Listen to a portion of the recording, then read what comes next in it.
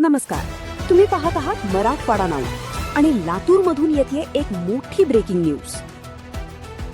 लातूरमध्ये पोलिसांची धडक कारवाई, बेकायदेशीर गुटखा तस्करीचा मोठा पर्दाफाश, तब्बल 8,56,000चा मुद्देमाल जप्त, एक आरोपी पोलिसांच्या ताब्यात।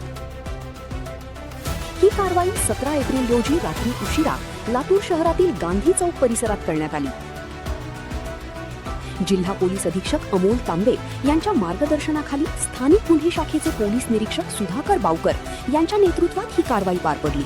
मजगेनगर ते ट्विंकललँड स्कूल रोडवर विठ्ठल रुक्मिणी मंदिराजवळ पोलिसांनी संशयित कार अडवली। कारची तपासणी सुरू होताच समोर आलं एक धक्कादायक वास्तव। कारच्या आत पांढऱ्या पोत्यांमध्ये विमल पान मसाला, तंबाखूचा साठा आणि सुमारे 7 लाखांची कार।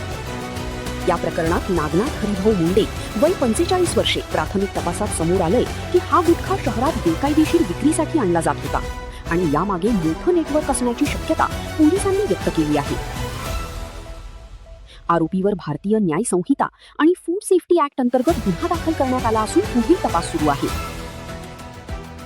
लातूरमध्ये बेकायदेशीर धंद्यांवर अशीच कडक कारवाई सुरू राहील असं पोलिसांनी स्पष्ट केलं आहे। लातूरमध्ये गुटखा तस्करीवर मोठा प्रहार आणि या कारवाईमुळे आणखी मोठे रॅकेट उघड होण्याची शक्यता।